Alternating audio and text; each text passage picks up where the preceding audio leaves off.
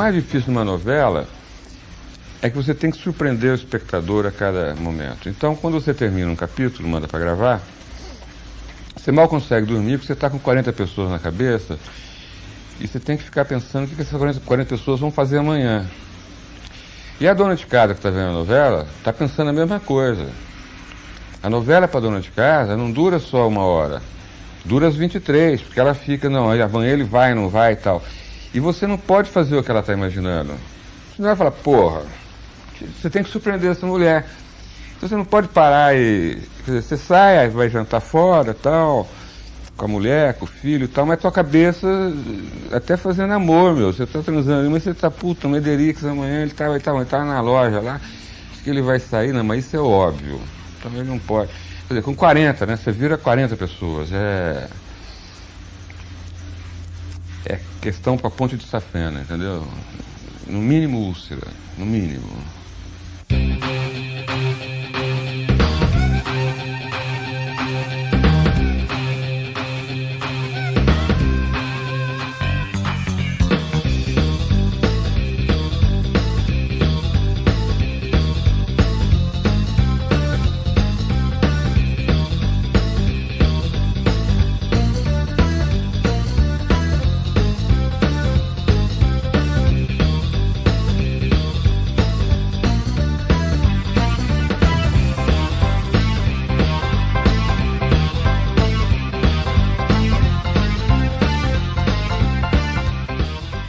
A minha entrada para televisão foi completamente sem querer, porque na época eu nem assistia novelas, né?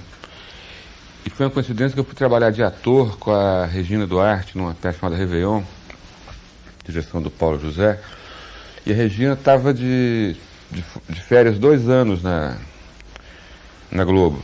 E ela tinha obrigatoriedade de fazer um especial por ano. Aí ela me pediu para escrever um para ela. E eu escrevi, ela levou ela para a Globo, e eles não quiseram fazer porque eu tratava negócio de fã, eu brincava com fã, a Regina fazia 2 papéis, fazia da estrela e da fã, né? Aí, mas o Zembinski, que foi quem leu esse especial, era um negócio de 30 páginas, e gostou muito do diálogo. E foi interessante porque aí ele pediu pro Regis Cardoso me procurar no teatro, e nessa peça eu fazia um hippie, foi em 74, 75, isso, de tiara no cabelo até aqui, uma calça toda rasgada e tal. E eu não conhecia o Regis, nem ele me conhecia, a gente marcou na porta do hotel, do Teatro Copacabana. Eu fiquei na porta lá esperando, o Regis passou, me olhou assim, entrou, ele voltou e falou, você conhece o Mário Prata? Eu falei, sou eu. Ele me olhou assim, ele levou um susto, né? Falei, esse cara não... Só tinha pessoas mais velhas fazendo novela, né? E eu era um garoto e estava vestido de mais garoto. O meu personagem tinha 18 anos, né? E aí foi assim, ele me pediu para fazer uma sinopse, né? E aí eu já falei, quanto, né?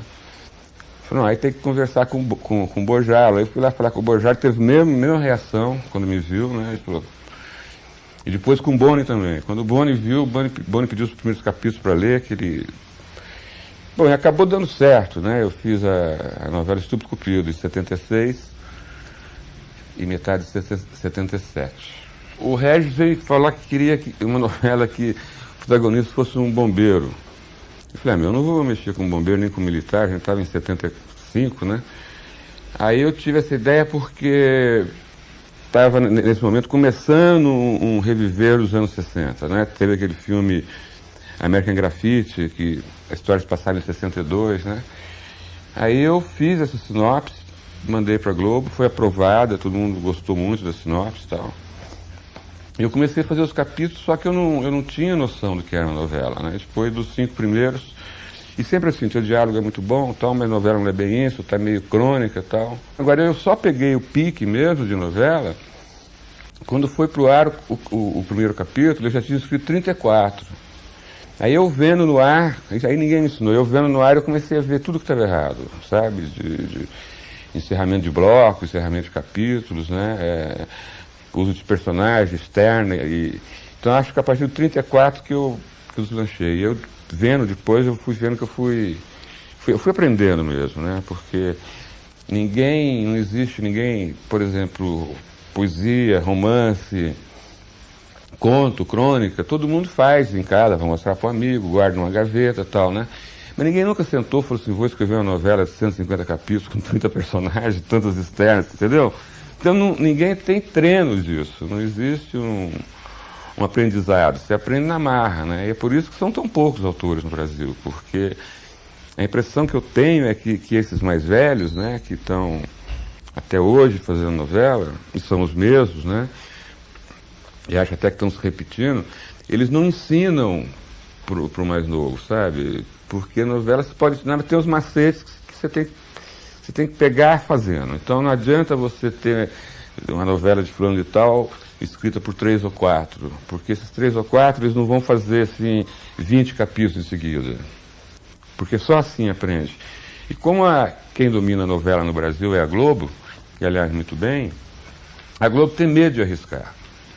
Eu me lembro que no dia da estreia do Estúpidos Cupidos, foi uma segunda-feira, às 4 da tarde, o Boni me chamou na sala dele. Estava lá o Boni, o Bojaro, o Daniel e o Regis, Daniel Filho e o Regis Cardoso. Me chamaram lá para perguntar o seguinte, como é que você está? Você está nervoso? Eu falei, não, pô, não tem dinheiro nisso, né?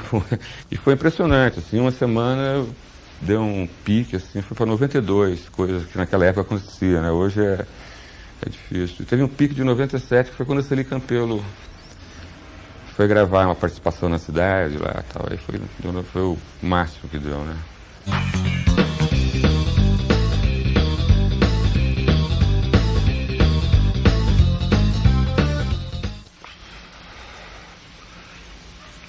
Me pergunto muito isso. No meu livro, O Diário de um Magro, tem um diálogo ótimo, que eu estava num restaurante no Spa São Pedro, aqui em Sorocaba, com uma senhora de uns 70 anos e tal.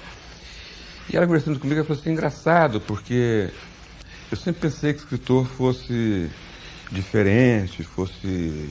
E você é como a gente, você conversa com todo mundo, é simpático e tal. Eu falei, a única diferença entre eu, o escritor, e a senhora que não é escritora, é que eu vou ganhar dinheiro com essa conversa que eu estou tendo com a senhora, e a senhora não vai ganhar dinheiro, né? Então o escritor é um cara que... É isso, é o cara que observa antes, como o artista, né? O artista é o cara que vê antes, né? Senão ele não seria artista, né? Se você fizer um quadro que todo mundo já viu igual, não sei o que, você não é vanguarda, você não é artista, nada. E o escritor também, ele tem que sacar antes uma coisa que está rolando, né? E mais que isso, o escritor é quase um psicólogo, ele tem, por exemplo, eu estou conversando com vocês aqui, eu fico imaginando como é que cada um de vocês é, entendeu? Eu observei que você é casado e tem um brinco, né? Que a primeira coisa que foi o brinco, eu falei, ih, tal, mas aí vi uma aliança, sabe? Aí eu começo a formar o teu personagem para mim. De repente eu preciso de um personagem dele, eu já tenho lá em algum lugar da minha cabeça, né? O escritor é um observador.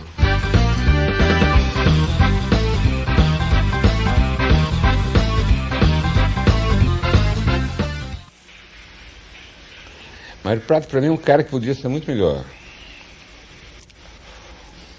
profissionalmente falando. Eu sou muito... Quando eu termino um trabalho e eu vejo ele pronto, eu sei que podia ser melhor, sabe? Eu não sei se é pressa, se é preguiça. Acho que eu sou meio preguiçoso, meio... Eu podia ser melhor também como homem, beber menos, fumar menos. Fumar que eu falo é porcaria aqui. Eu podia dar mais tempo para mim. Eu não dou muito tempo para mim, eu dou mais tempo para os outros do que para mim. O Spa me ensinou isso muito. Eu saí de lá bem modificado, né? Da autoestima, né? Eu fazia barba uma vez por dia, por cada 15 dias, agora eu estou fazendo a cada 3, entendeu? De ficar mais bonitinho, com uma roupa mais legal. E eu acho que Mas agora eu acho que isso é uma coisa também que vem com a envelhecência, que é uma palavra que eu inventei, que é a envelhecência. A gente sempre soube que tem infância, adolescência, maturidade e a velhice, né? E eu descobri que entre a maturidade e a velhice tem um período de uns 20 anos que chama envelhecência, que é a preparação para a gente ser idoso, né? E a envelhecência tem muito a ver com a adolescência. É muito parecido, até espinha pinta, entendeu? Nessa fase, né? E como eu estou convivendo com um filho adolescente há 5 anos, eu comecei a fazer essa coisa da envelhecência. Então essa volta, como a envelhecência é uma certa volta para a adolescência, a gente começa a rever a gente, né? Então, como você perguntou como é que eu vejo o Mário Prata, é assim. Eu não gosto muito de ser Mário Prata, sabe? Quando eu vejo que as pessoas estão conversando com o Mário Prata, eu fico... Porque tem isso, né? Eu prefiro quando converso com o Mário ou com o Prata, entendeu? Ou com o Mário Alberto, né? Que é meu nome de família e tal. E de nascimento, assim. Disso. Porque é aquilo que eu estava falando, as pessoas imaginam que a gente que tem mais ou menos público, a gente seja diferente.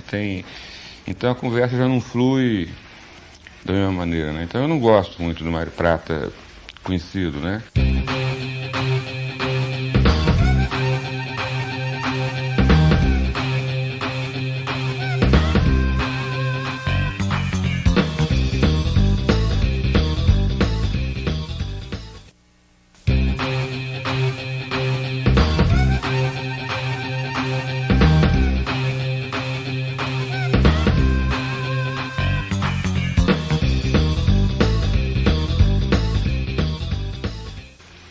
Pô, a minha infância foi assim, éramos 5, fora pai e mãe, um tio que morava com a gente. Meu pai, classe média, médico, respeitado na cidade, doutor Prato, né? Estudei no melhor colégio da cidade, como já falei, salesiano, né? Tive uma formação cristã muito rígida, que foi legal, me marcou muito até hoje, né? Eu adoro criar personagens padre, freira e sacanear e tal, né? Eu tenho um tio padre que vive me enchendo o saco e fala assim, pô, o padre não é mais assim, então, mas na minha cabeça o padre ficou assim, né? Foi uma infância absolutamente normal no interior de São Paulo, jogava tênis, estava vendo o jogo do Guga e hoje ele perdeu. E lembrando que eu joguei muito bem até os 14 anos, até os 18, depois eu vim para São Paulo, nunca mais joguei. E bailinho, e 16, 14 anos comecei a trabalhar em jornal. Foi uma infância namoradinha, foi absolutamente normal, não teve nada assim de extraordinário. Eu era mau aluno, eu fiz o curso científico em 5 anos, né? Era 3, porque eu cismava, por exemplo, biologia, eu era contra estudar biologia, eu não entendia por que tinha que estudar biologia. Então eu não fazia prova, então a pau. Aí um dia meu pai falou, agora eu não pago mais tua escola. Ou vai para o colégio do Estado, que era difícil. Aí eu comecei a trabalhar, eu tinha uma coluna social no Jornal de Lins, e eu acho que eu inventei o merchandising, porque Arapuã era de Lins, estava começando a surgir. Tinha 2 lojas de Lins, aí começou a fazer uma em Araçatuba e uma em Bauru, e foi um rapaz para lá, criar a parte de divulgação, de publicidade, que era o Zé Roberto Filipelli, que hoje é o cara que vende os produtos da Globo para o mundo todo, meu amigo até hoje, Filipelli. E Filipelli leu minha coluna social lá e me convidou para fazer um jornalzinho para Arapuã, um tipo Shopping News, assim, né? Eu tinha 15 anos, pô. E na coluna, aí eu tinha uma coluna na Última Hora também, do Samuel Weiner. Então ele me dava X por mês, não, cada vez que eu citava Arapuã, no jornal da Última Hora, que era a circulação nacional, né? Então 1 ou 2 vezes por mês eu punha, fulano de tal, onde sentado, em frente à calçada da loja Arapuã, não sei o que, tal. Aí eu falava, eu pedia para ele fazer eventos, aí ele fazia desfile de modas, não sei o que, porque Arapuã, quando começou, era tecidos. E umas manequins, aí eu entrevistava manequim e tal, e merchandising mesmo, e pagava a escola.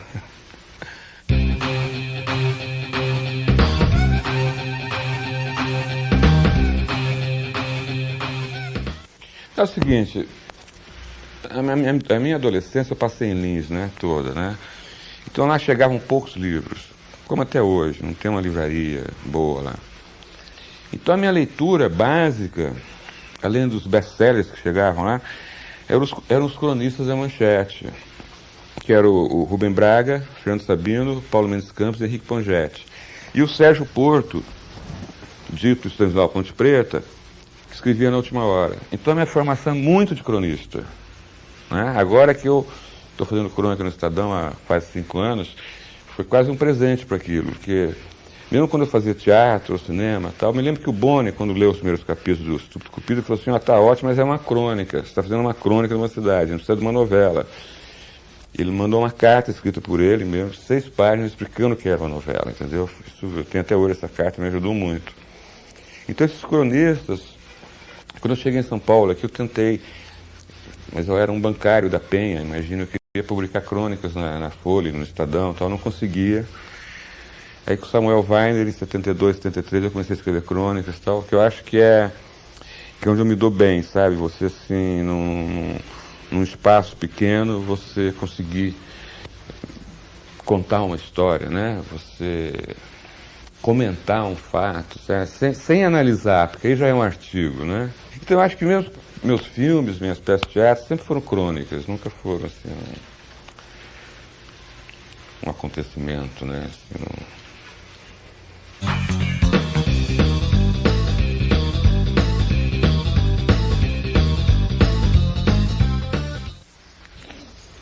Rapaz, eu estou escrevendo um livro agora que eu chego a Deus.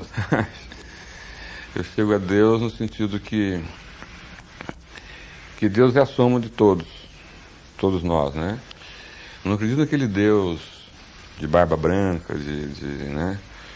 Eu não acredito que Jesus tenha sido filho dele. Eu acredito que Jesus foi um puta líder, ele foi morto como todo grande líder, né? Foi um Guevara da época, né? Mas não Deus, assim, e tal. Mas uma vez eu estava viajando de avião, o avião começou a cair, eu fiz o nome do pai para garantir, né? Eu falei, bom, se valer. E também Deus, para mim, é uma coisa muito estressante, porque eu estudei 9 anos em colégio de padre e assistia missa diariamente. Então, eu já fiz cálculos aí, eu tenho missa até do ano 2016, se for colocar só nos domingos, né? Mas agora, eu, por exemplo, Portugal, visitei Portugal agora 1 mês atrás, e eu fui levar uns amigos em Fátima, e lá tem um clima, assim, religioso, entendeu? Uma coisa muito forte. Eu comunguei. Tinha uma fila para comungar, eu fazia mais de 20, faz 30 anos que eu não comungava, desde que eu mudei para São Paulo, fui lá, dei uma comungada e tal, eu me sentia, assim, relaxado e tal. Mas Deus, assim, acho que é nós, é a natureza, e... Pô, o cara trabalhou 7 dias e sumiu, pô, né? Moleza, né, pô? Esquisito.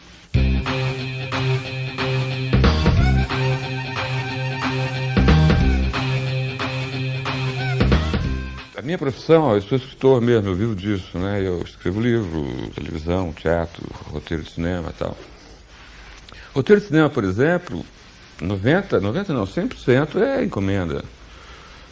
Eu nunca parei, pensei, vou escrever um roteiro, né, que é uma coisa demorada, e oferecer para alguém. Normalmente o diretor que te procura, ou o produtor, e te pede para adaptar um livro, ou então já tem um pré-roteiro e pede para a gente dar um trabalho final, né, dar uma de médico ali e tal. Então, fora...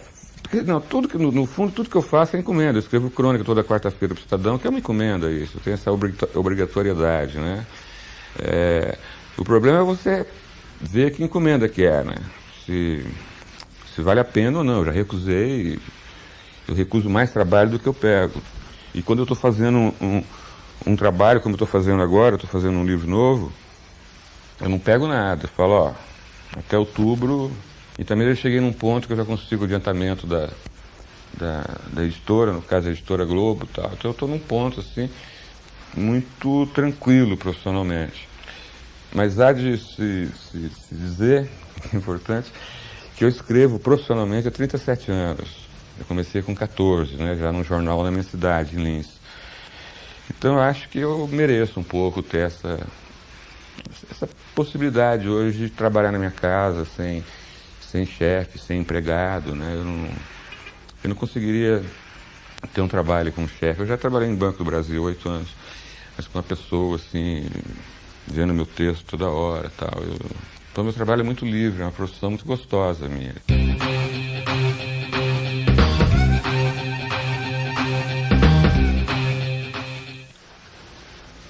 Com o pai, eu Eu acho que eu sou um puta pai. Eu queria... Estou passando pela terra aqui, se eu ficar para os meus 2 filhos como um puta pai, tá legal, sabe? Como escritor eu não vou ser lembrado, eu não vou ser... Daqui 100 anos ninguém vai saber quem é Mário Prata, porque o meu trabalho ele é muito de momento, ele é muito de brincadeira com coisas de agora, né? Então eu não imagino que meus livros, minhas peças de teatro, os filmes que eu fiz tal, fiquem, né? Quer dizer, já tem um certo espaço aí, né? Mas eu não sou assim um Jorge Amado, que vai ser... Os livros dele vão ser publicados no século que vem, se bem que o século que vem, eu acho que eu também vou ser publicado por 2 anos e meio, né? Mas uma coisa assim, não, eu acho que esse negócio de ser filho, de ser pai, filho, essa coisa familiar, eu queria ser lembrado como um cara legal, assim. E pelos amigos também, pô. Senti saudade de mim como ser humano, não como profissional.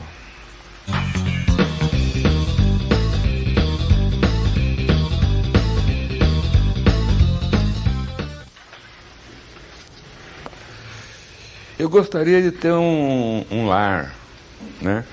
Não essa casa, assim, mas parece república de homem, né? Um lar, uma mulher, sabe? Almoço, jantar, essa vida organizada e tal. Eu sou muito careta, quase calça com braguilha e botão, sabe? Umas coisas assim que a gente fantasia quando é garota, adolescente, e a vida vai mudando, você casa, separa e tal, né? Gostaria de ter uma vida, assim, assentada, entendeu? Com uma mulher, que eu confiasse nela, que ela confiasse em mim, que a gente fosse cúmplice, né? Acho que a relação entre uma mulher é de cumplicidade, de testemunho, né? A mulher tem que ser testemunha do homem, né? E o homem testemunho da mulher. Mas tá muito difícil hoje em dia, né? Você achar uma mulher, assim, acha umas namoradas e tal, mas ninguém quer também enfrentar um 50ão, né? Tem essas coisas assim e tal. Mas eu estou precisando arrumar logo, porque com 60 vai ser mais difícil, né? E como diz o Arnaldo Jabor, ele falou assim, Pratinha, você está na hora de arranjar uma mulher logo para limpar tua baba na velhice.